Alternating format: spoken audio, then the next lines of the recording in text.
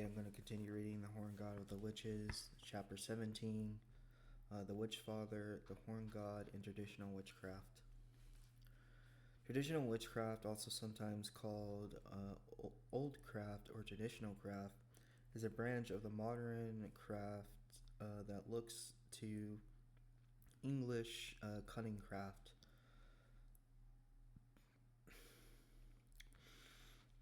Folk magic practices and the witch trials of the late medieval and early modern periods for inspiration. Some practitioners go much further than simply inspiration and insist that their practices represent a surviving witch tradition much older and more authentic than that of Wiccan witchcraft. Many who practice traditional witchcraft, especially older generations, have an especially and and antagonistic attitude towards Wiccan witches. Uh,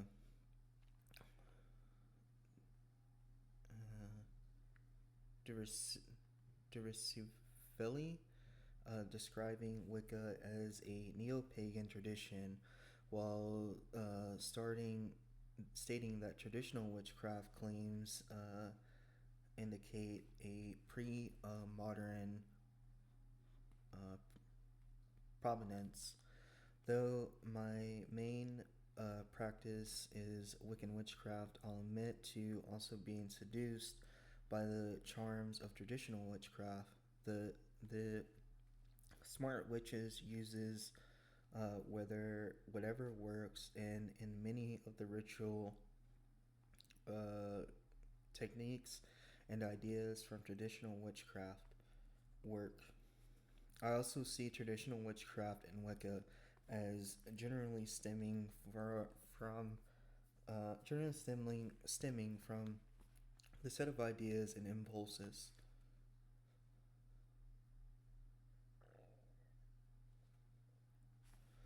While traditional witchcraft most certainly contains a lot of older folk magic elements, many practitioners have also been influenced by modern literacy sources such as Robert Graves' The White Goddess and James Fraser's The Golden Bough. How though sorry how how those elements have been used and interpreted varies, but that's the beauty of witchcraft, a craft capable of growth, change, and adaptation is far more desirable to me than one that stands in place. Unlike Wicca, which often focuses on the goddess or goddesses, traditional witchcraft tends to emphasize the horn god. Within traditional witchcraft, the horn god is known by several additional names: Witch Father or Witch Father. This one is capitalized, the first two letters of the two words. The Dark Lord of the Mound, and the Witch God, along with traditional names and titles depending on the traditional which one is reading or speaking with. Like in Wicca, traditional witches often proudly state that their horn god is none other than the devil himself, Azazel, and the Witch Father.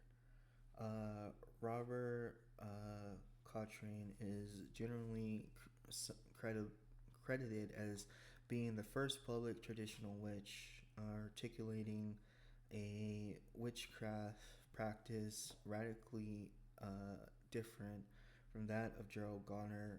The witches of Cochrane's tradition worked for worked robed in outdoors and utilized a technique ritual systems. Instead of the athame, their primary work tool was and still is the stag and a pitchfork or walking stick shod with iron and often containing horns on top.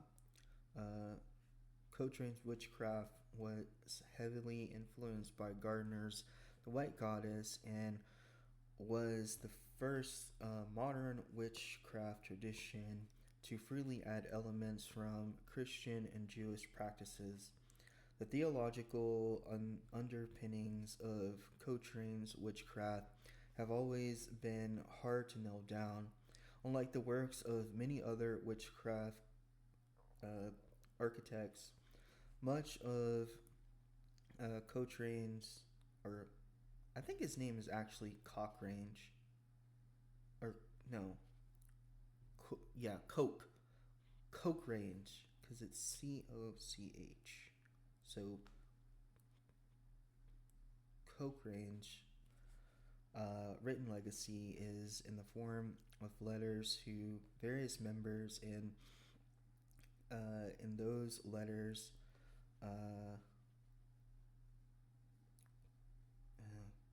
Cochrane was often deliberately obtuse. Witchcraft writer Michael Howard, 1948 through 2015, delivered the essence of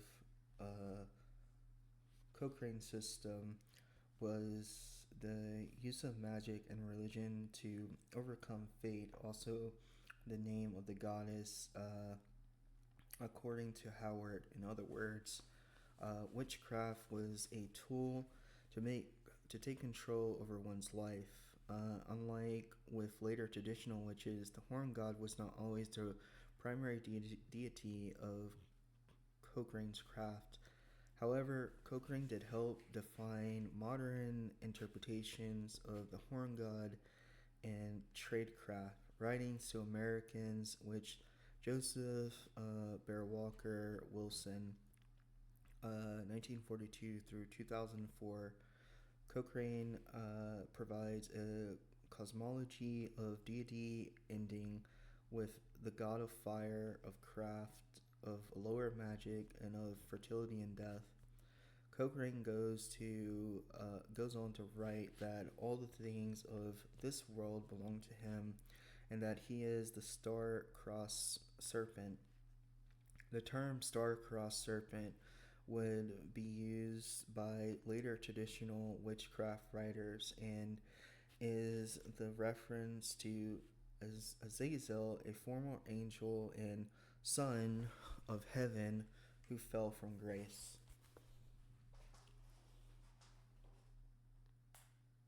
There we go.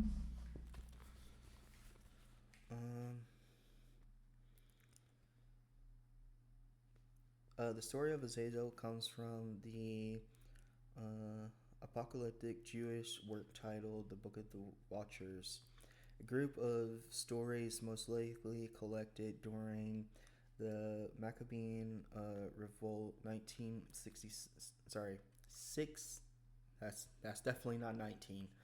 167 to 160 BCE.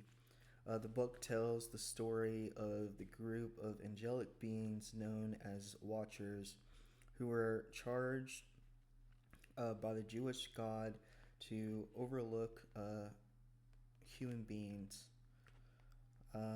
How old the story of the Watchers is in Jewish traditions is an open question, with some scholars suggesting the stories themselves could date back to the 3rd or 4th century BCE. Upon beginning their duties, the witches were consumed with lust for human women and left heaven in order to have sexual relations with them.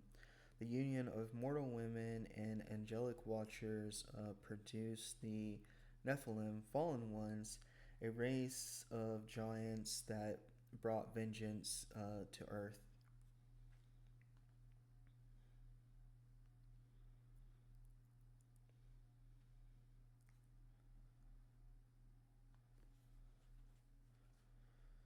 Sorry, I was reading something. Where do I need to go? I lost my place when I was reading.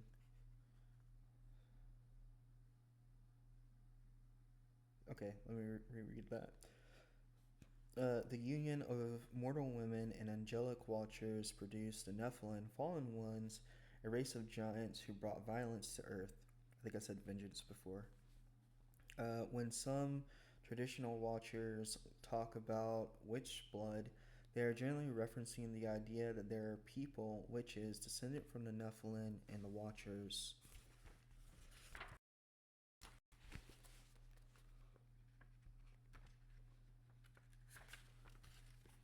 Uh, the Book of the Watchers contains two very different stories outlining the fall of the Watchers and some story above the angel uh,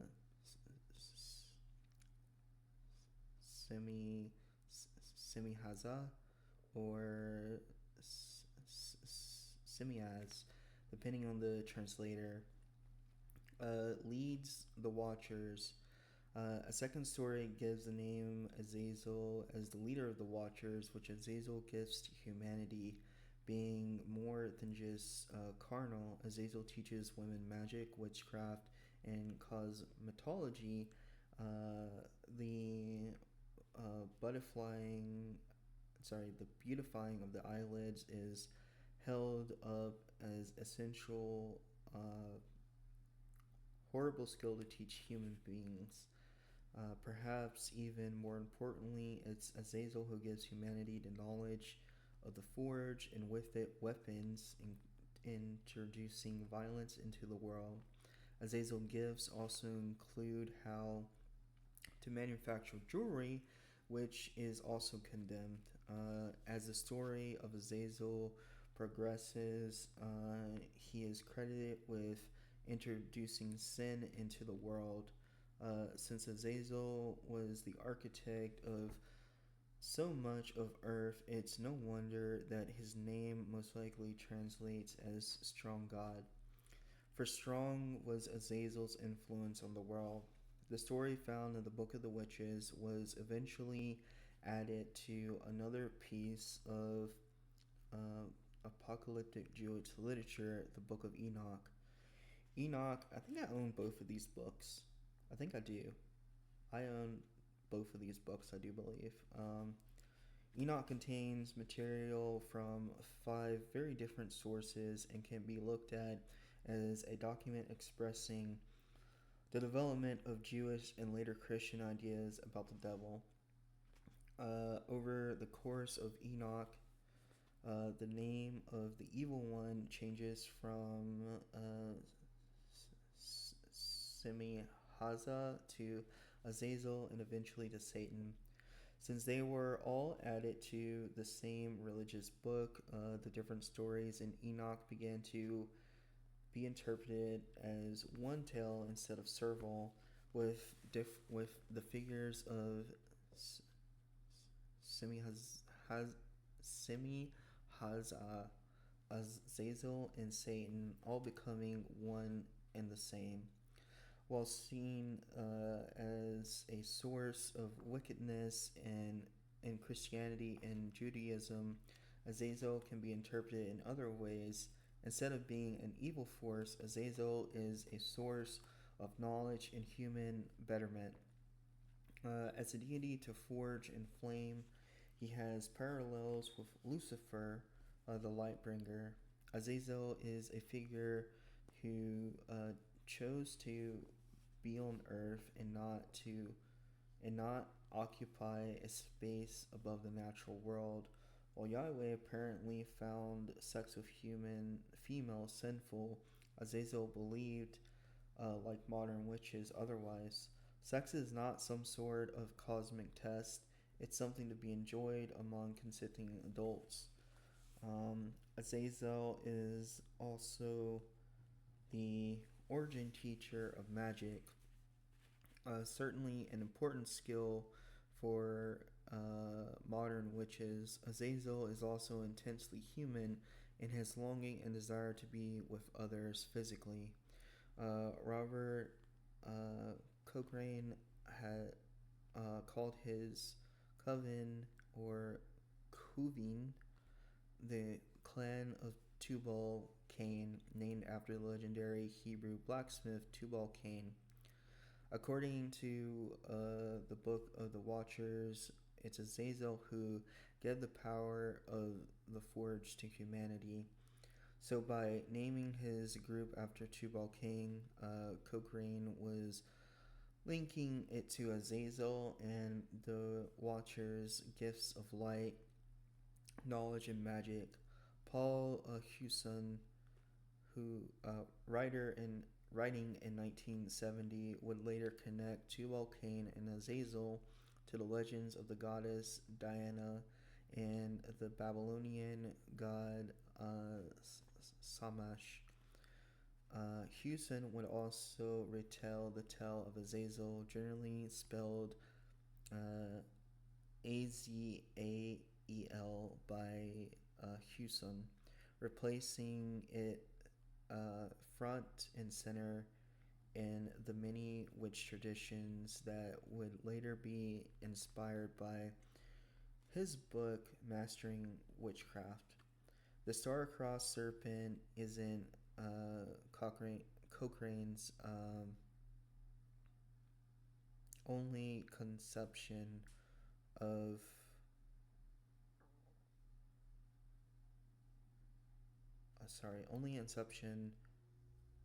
only conception of the horn god and male deity. In other letters he wrote of the horned child, an idea most likely inspired by the modern Mother Crone mythos found in Robert Graves' The White Goddess. In addition, in another letter, Cochrane calls the horn god Kranos or Kernos, most likely a misspelling and a reference to Cernunnos, and writes of him in a way that parallels most modern descriptions of the horn god. Cochrane says that this figure is Lord of the animals and the God of joy, passion, growth, strength, happiness, fertility, and fruition. He calls him the wild hunter, the ruler of the woodlands as well, and compares him to young Dionysus.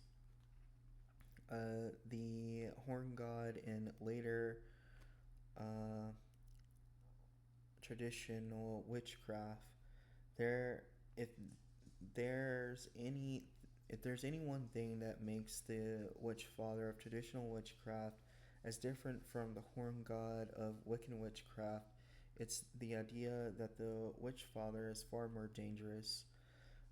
Writer Gemma Gray has no sorry Gemma Gary, there we go, has complained that the horn god's darker aspects are ignored in many witchcraft traditions. I don't know why that's a complaint. I'm not reading any further in the book right now. I'm just puzzled as to why that's a complaint, because every deity has a dark side. Everyone has a dark side. There doesn't really exist, I feel like, a deity where it's like you can do whatever you want to them and there will be no retaliation for it. Like that doesn't exist. Every ruler, every deity has a dark side. It is literally part of nature to have dark aspects. It's not something that I feel like is ignored. It's something that is just common sense. Like everyone should know it. Everything has a dark aspects to it. And if you piss it off, you'll find out what those dark aspects are really fast. So I don't think that that's something that is ignored. I disagree with that. Um, Sorry, going back to the book.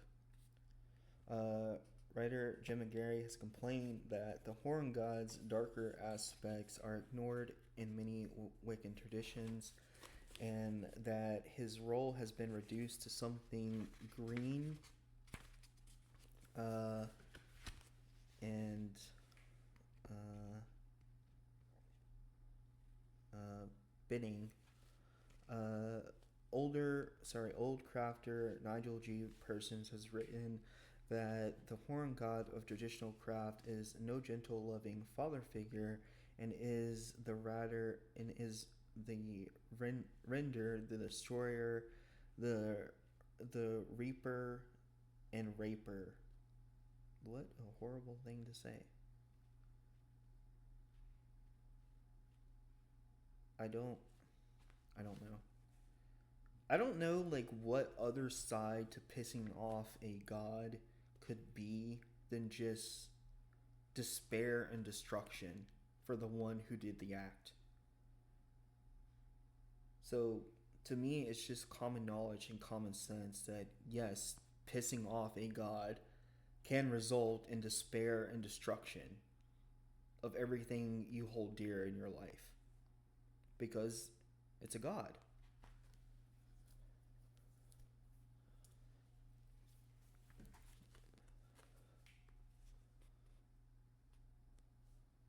Well, to some, all might sound offensive and needlessly frightening.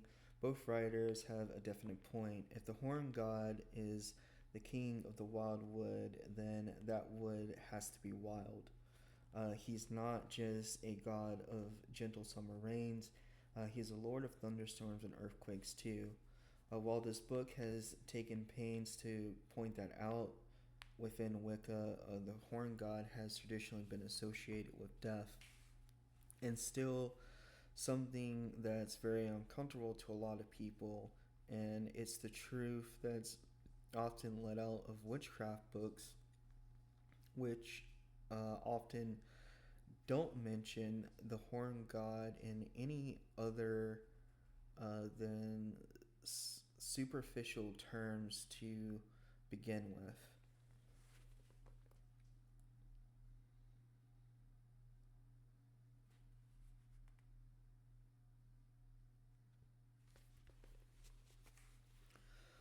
Life is not always easy. If the horn god is a god of life, then he can also be a god of hardship. This is not to suggest that anyone who sees the horn god as purposeful, wishing ill on witches, that but only that the world is full of obstacles and adversity that must be overcome. The horn god then is part of that adversity, and by working with him and acknowledging his truth, we can grow as people and as witches. In his book, The Crooked Path, my friend Keldon writes that the witch father is the wild and untamed natural landscape, and there are few things more powerful and challenging than the raw force of nature. Most traditional witchcraft writers are also very clear that their horn god has very real links to Christian ideas about the devil. As mentioned earlier, for many traditional witches, the devil and the horn god are one and the same. And so, and to shy away from such reckoning is to deny our own impulses and wants as humans. Even though the devil is freely acknowledged, there's still a caveat. The horn devil of traditional witchcraft is not like the Christian Satan, architect of the world's evils. Besides, the evil of Satan were not ever were not ever really evils most of the time, as Gemma Gray reminds her readers. The devil is a god of personal freedom, power, sexual satisfaction, dancing, feasting, aesthetic celebrations, and joy. Many traditional witches believe in activities such as crushing and hexing. Such as cursing and hexing. So it's no wonder that within the tradition, the horn god is often seen as a source of power. Instead of love and light, the horn one is capable of bringing all the power of nature to bear on the situation. The idea of the devil offers a person control over their own situation in life, and much like Cochrane's ideas about fate, allows a witch to control their own life and live as they see fit. Traditional witchcraft also acknowledges that Christianity has had a direct impact on the rights of the witch. While many witches are screaming from anything having to do with Jesus and the church, there's a long history of Christians practicing magic in various guises. Because of this, traditional witches are generally comfortable embracing all of the folklore associated with the devil. That folklore is also used in their advantage. People's fear of the devil lends more power and energy to magic done in his name. Witchcraft has always existed on the margins, and embracing the horn god as the devil is returned to witchcraft's roots and keep it from being rooted in passive positivity of New Age thought. In addition to seeing the horn god as a devil, many traditional witches see him as a bearer of light and knowledge, similar to Lucifer. Some trad witches also go a step further and believe that the horn one is the sun and accumulation of all wisdom and knowledge. In order to share the knowledge, some old crafters have suggested that the horn god has physically in, incarnated on Earth several different times over the centuries, even showing up once as the Christian Jesus. Just imagine telling grandma that Jesus and the devil are the same thing, and that Jesus likely had horns hiding under his hippie hair. The example, the exact nature of the horn god within traditional witchcraft varies by practitioner, much like it does in other forms of witchcraft. For some, he's an amalgamation of countless spirits from across the centuries. Others take the approach that their horn god has appeared in various roles throughout history, including the familiar Herne and Odin, but also Lucifer, the king of Frey, and Azazel as a goat instead of a fallen angel. Okay, I want to go back on something that I said real quick. When I said that only Christians believe in the devil, what I meant was the devil was formed in Christianity. So if the devil is formed in Christianity, then the devil only is here because Christianity is here. And had Christianity never been a part of this world, I don't believe that there would be a devil. Because the only people that I know that give the devil power are Christians because they fear him.